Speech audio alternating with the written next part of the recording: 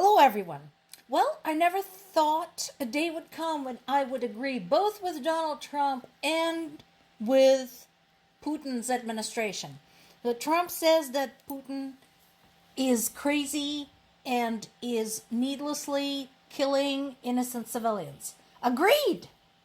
That is totally what's happening, although, again, why this comes as a surprise to Trump, I do not know, since this has been happening for a while now. Incidentally, it's also something that is very much in the Russian tradition. If you're curious, yesterday I posted a semi-satirical history of Ukraine on my blog, Random Writings. And if you look at the whole history of Russian expansionism, that's basically the thing. Somebody comes to power who is just overwhelmed with his own or her own magnificence and starts killing people.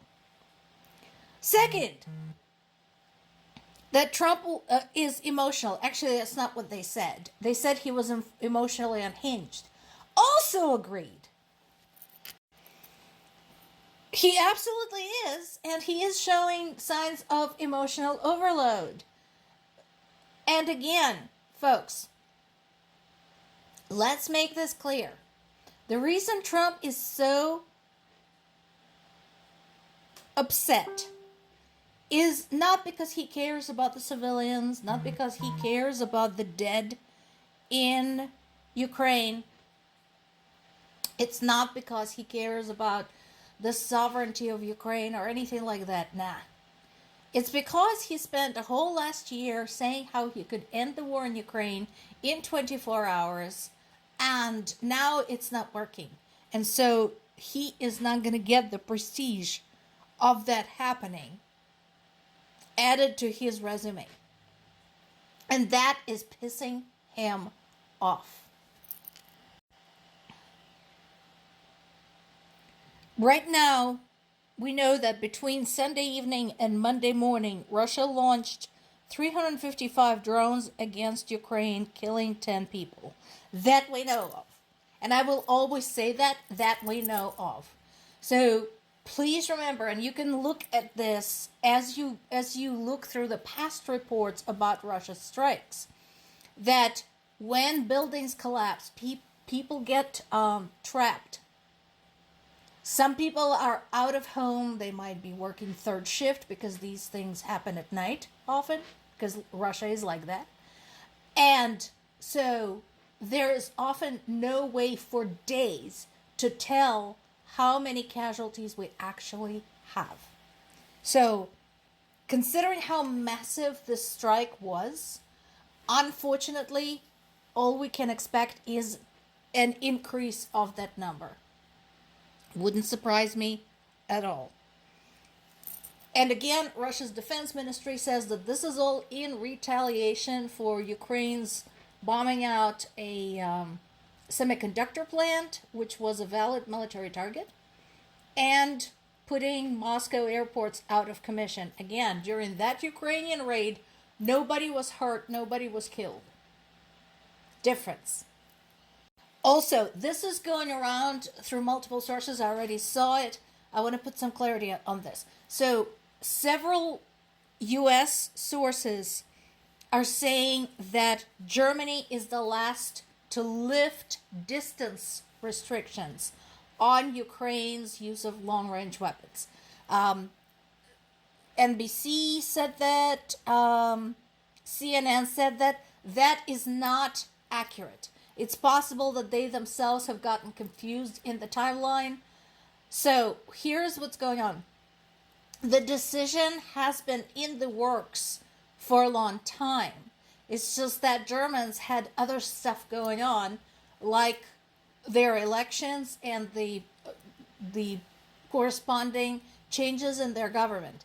So this is just making it official. But basically, over the last few months, realizing the brutality and ruthlessness of Russia's attacks, Ukraine's allies quietly, without fanfare, loosened up or removed entirely most of the restrictions on how far Ukraine can fire long range weapons.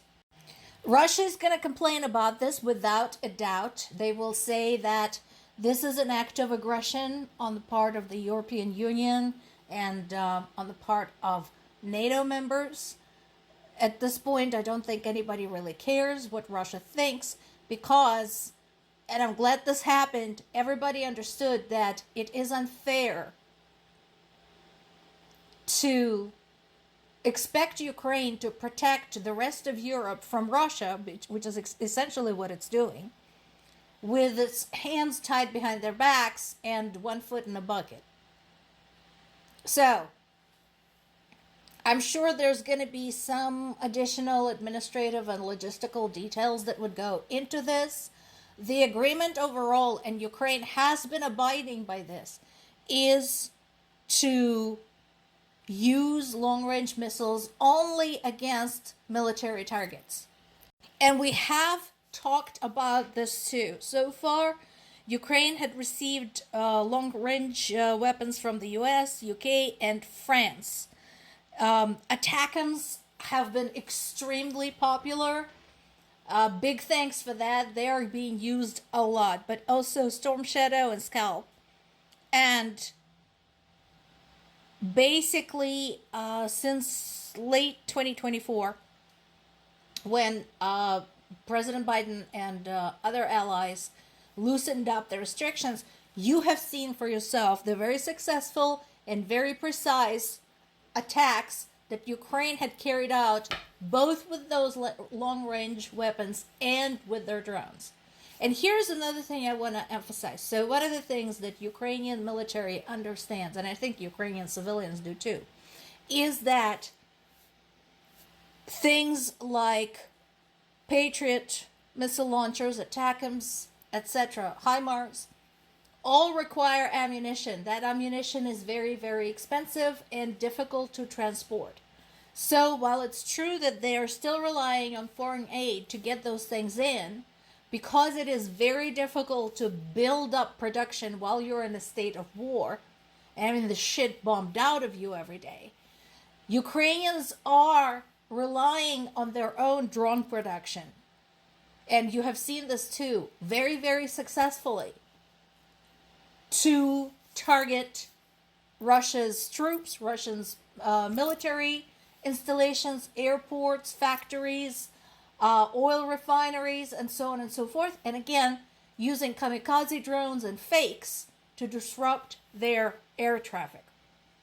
As far as I'm concerned, considering what Russia is doing to Ukraine and has done to Ukraine summarily, not just the compromising of Ukraine's territorial integrity, but also the atrocities that have been committed by the Russian soldiers on Ukrainian territory, I think Ukraine is showing remarkable restraint.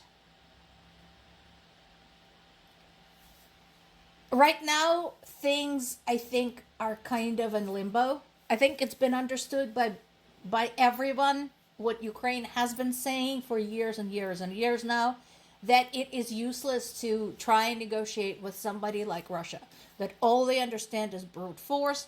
The question is what happens next. There are some things that are possible, some scenarios. I'll name three. One, nothing changes. There continues to be a trickle of foreign aid into Ukraine, and they let Ukrainians duke it out by themselves. Should Ukraine fall, everybody's going to say, oh, how sad. Let's arm. Number two, the sanctions, the additional sanctions are applied with the combined increase of military support for Ukraine to both continue crippling Russia, economically isolating it, economically and politically, and give Ukraine a boost. Number three, sanctions, increase in military aid, and boots on the ground, the scenario that has been discussed by Emmanuel Macron. We'll see. More to come.